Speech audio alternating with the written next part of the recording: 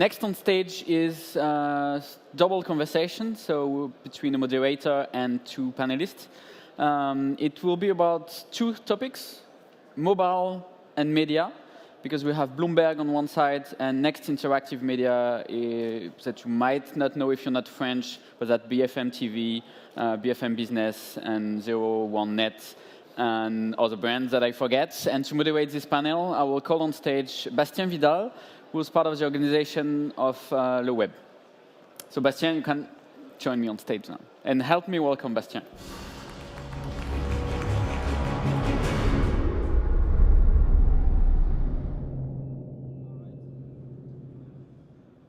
All right, I thought I would have to do that a cappella. All right, I want to welcome on stage as well Oke Okaro and Antoine Clément, who are going to be with us today. Please welcome them on stage as well. Thank you, Oke. You may want to sit here. The mics, yeah.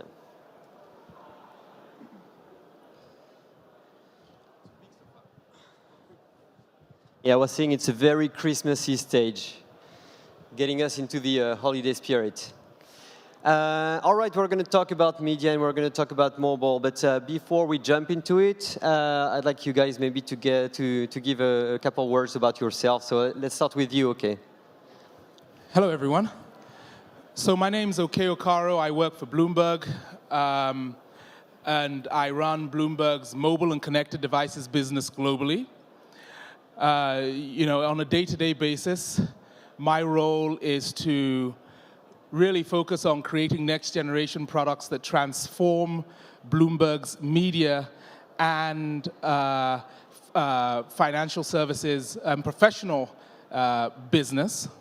Prior to this, I worked for ESPN, where I started ESPN's mobile business and built that over a 6-year period. And I've been in the mobile space for the last 13 years, starting with some work that I did for Qualcomm around the first application development and distribution business called Brew. And then from there, I went to ESPN and then to Bloomberg now. Thank you, Oke. Antoine? Hello. It's about many, many years I'm working in the media before internet. And in internet since, let's say, about 15 years. I'm arrived in the Next Group. So Next Group is BFM TV and RMC and some other beautiful brands, BFM Business you mentioned. 1 year and a half.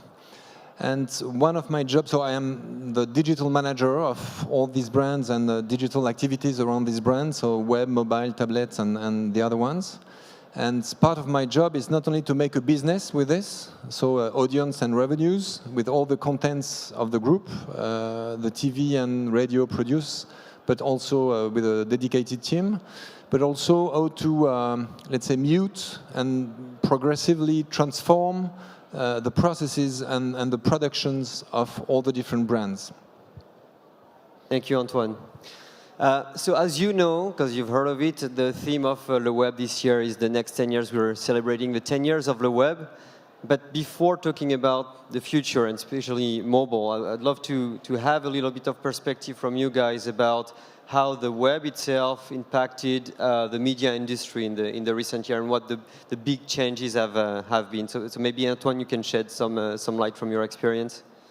I think the first information is a question. It's the value of the web compared to the value of the, let's say, old media or broadcast media. We generally say that it's 1/10 of the print or the other media value.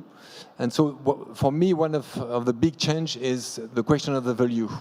Because the cost of the production is always nearly the same, but if the value is 1/10, then you have a big question to answer.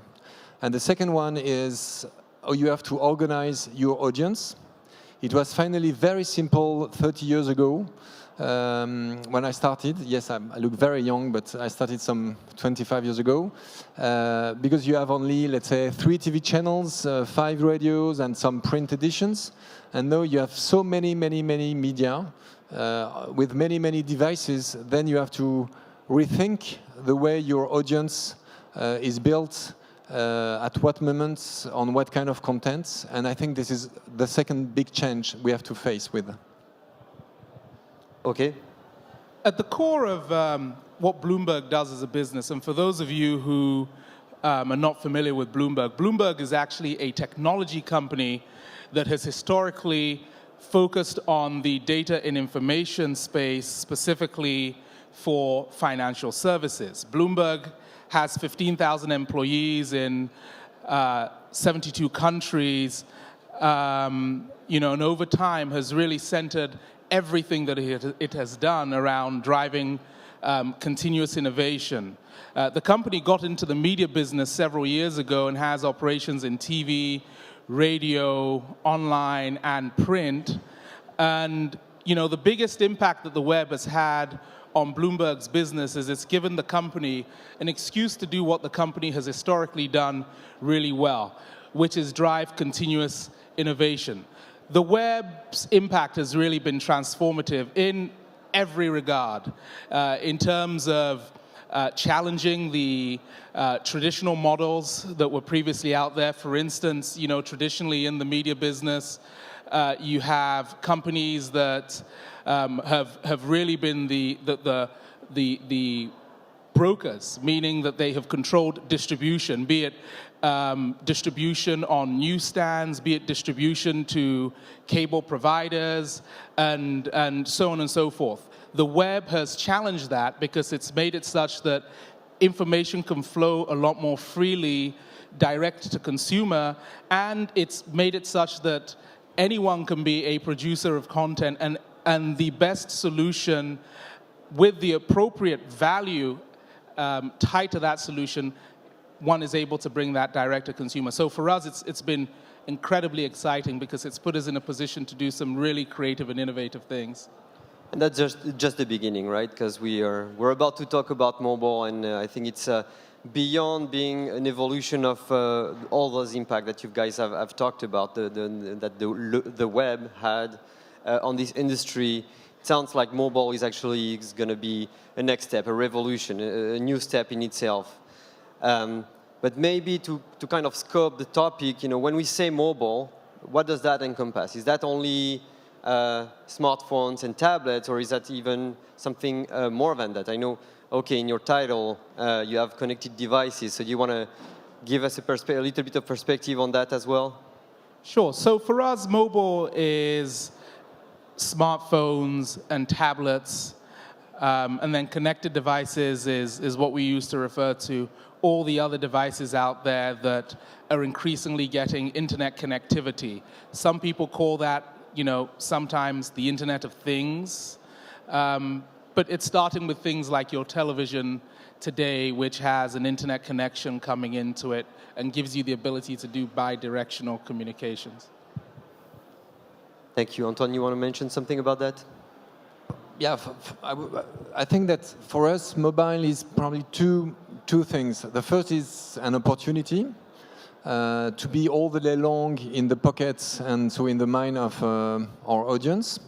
And so we try to see the best way to use this, or to work with the alerts, how many alerts per day, and video, and in this trend, the 4G in France is a big opportunity because the video is one of the assets, of the main asset, of the big assets of the next group, for sure.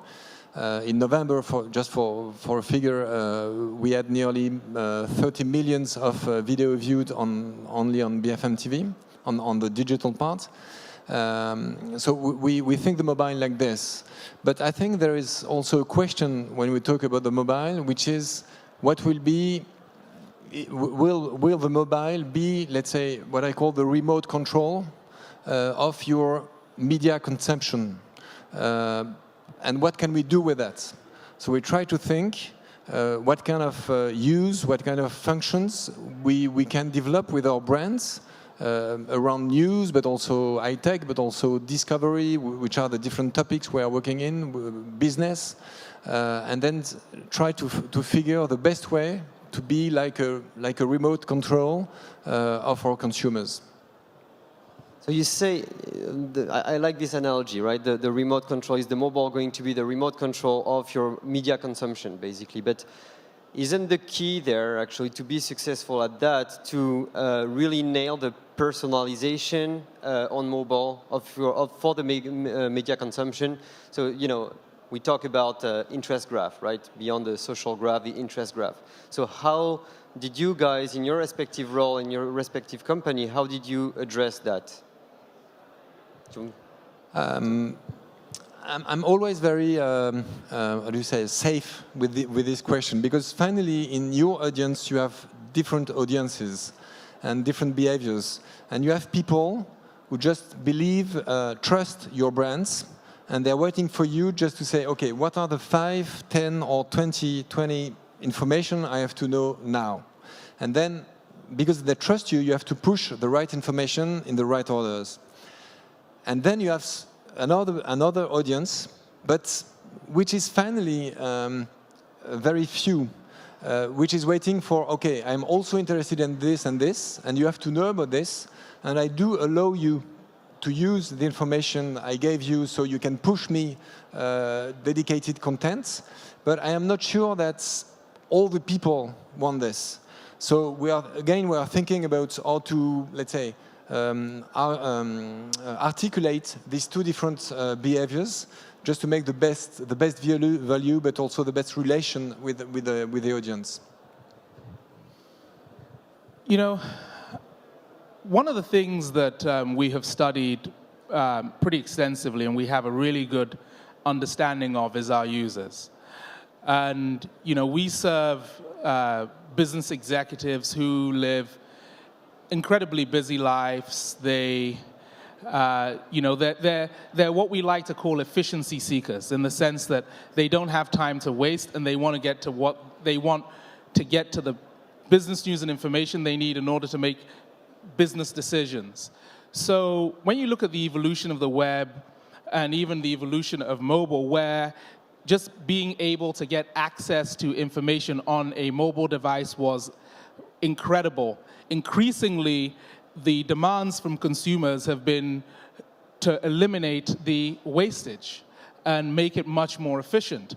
So for us, it really comes down to having a very clear understanding of the things that are important to our users and ensuring that we are surrounding them with those things, not only on the device that they are using to engage with us at that time, but on any device they're using to engage with us, because many of our users use us across multiple platforms, and each of these platforms are different.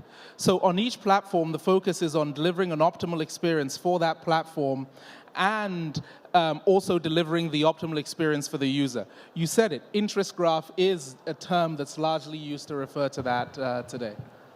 If I may, sorry, go ahead. You're totally right.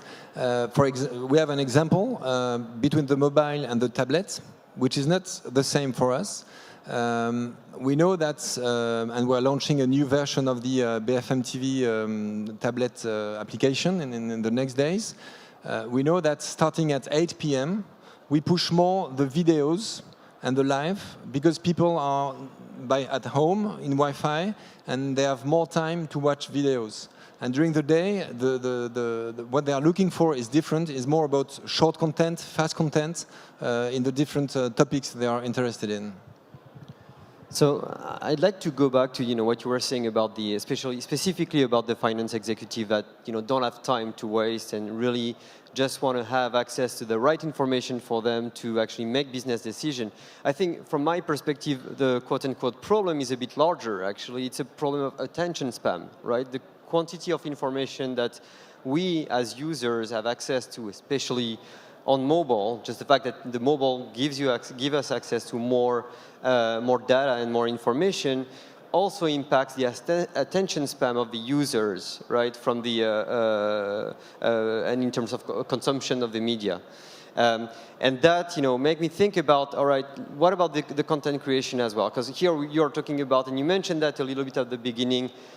You are bearer of very powerful brands, right? So there is a relationship from the get-go between you and the mobile users where the trust is there. But you have also to compete with the content created by the end user, the crowdsourced content. So I'd love to get your perspective on that. and how that also impacted the way you approach your business in general and your mobile approach specifically. I understand that in your point, finally, again, I would talk about two different points. The first one is, do we propose every second, every minute on our digital platforms the information people have to know? And to do that, for sure, we have nearly 300 journalists in the company, and so we get the information, we work on it, we check it, we write it, we film it, everything, and then we distribute it. This is, let's say, the first part of the job.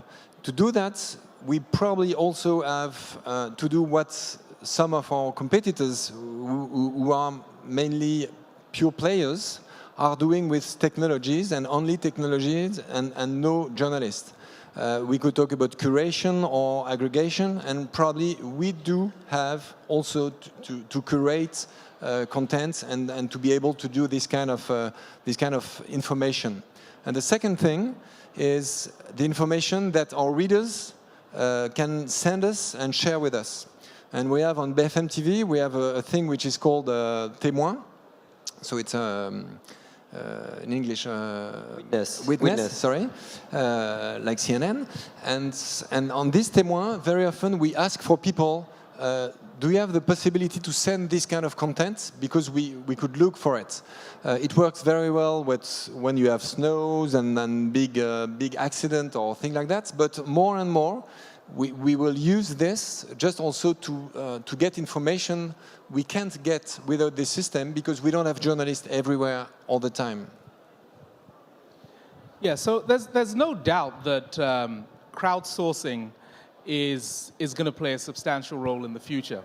The most interesting part is that the flood of information that you're referring to has actually had, at least in terms of what we're seeing, the opposite effect on us, meaning that our audience has grown even more strongly, and the engagement has grown more strongly because there's a flight to quality. People know what to expect, and they know that they can trust the information that comes out of us. When you talk about what the future of journalism will be, and sort of a lot of people talk about the attention spans and what have you. Personally, I think that long-form journalism will live on, because there is a strong interest in that. People are reading books now more than they ever were. But I also think that as we get much better at delivering the content that is of great interest to people, that noise will just continue to die down. And through all of the information that is out there, the most pertinent information for that user will bubble to the top. That would be, content that is from us, as well as content that is curated from a variety of different sources. It's happening today. When you go and you use LinkedIn as an example, and you see that newsfeed there, that's curated by the people who are part of your professional network, as an example. So it's definitely an important trend in the marketplace. So I love what you're saying, the fact that users, once the noise has come and gone, actually value quality. So let's talk a little bit actually about monetization, and how monetization in general has been impacted and is still going to be impacted by the shift to mobile. And the first question I have for that is, beyond the change that are generated by the adoption of mobile, isn't one of the battles for you to keep people on your own properties, right? Because nowadays you have all these other applications and all the other technological solutions that allow people to do part of the curation themselves. So just one example, Flipboard, for example. You mentioned LinkedIn, based on your professional social network, but Flipboard is another one, right? You create your own content, news content. So how did you guys approach that, Antoine? I think that we have an asset for this, which is important, which are the videos. So we produce, let's say, about more than 100 videos per day in the company, globally, with all the brands. And we have more than 40 people who are invited every day in our office just to be interviewed and participate to some debates and things like that. So these assets are very private, and we use them to make a visible difference on the rest. And you're right, everybody is not, well, able, yes, allowed, I don't know, because in France we have some legal points very important about that. Everybody can't curate content and make business with it without some legal questions. But to make the difference, we will insist on this video assets. And is the video asset actually, is this type of content sufficient to allow good engagement as well as monetization, or for you it's just a good way to keep your users engaged? And can you monetize based on that? Both. Both? Both, and we were talking about that with Oke before. The value, when you talk about monetization, will be more and more on the videos and video ads, which are still high value compared to the, let's say, classical display, especially on the mobile. And that's why, again, the video assets and the video volumes we get also on the mobile. 30% of the video audience is on the mobile, will be part of the global value tomorrow. Yeah, so for us, I mean, you know, the thing that's most important for us is being where our users are. If our users are on Facebook, which they are, we're there and we serve them. Wherever they are, we serve them.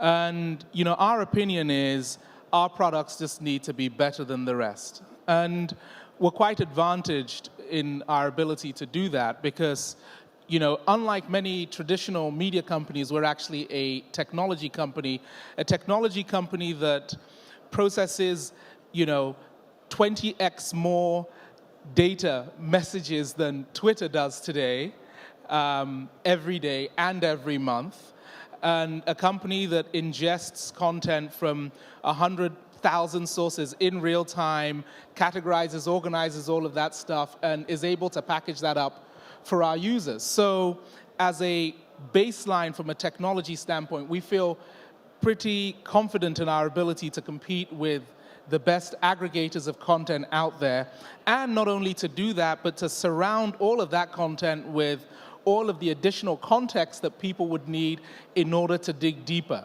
You know, while you can aggregate a lot of content today on many of these sites, it's generally rather shallow, meaning you read the article and it ends there. Many a times, if there's something that's of interest to you that you want to learn so much more about, you don't really have that context.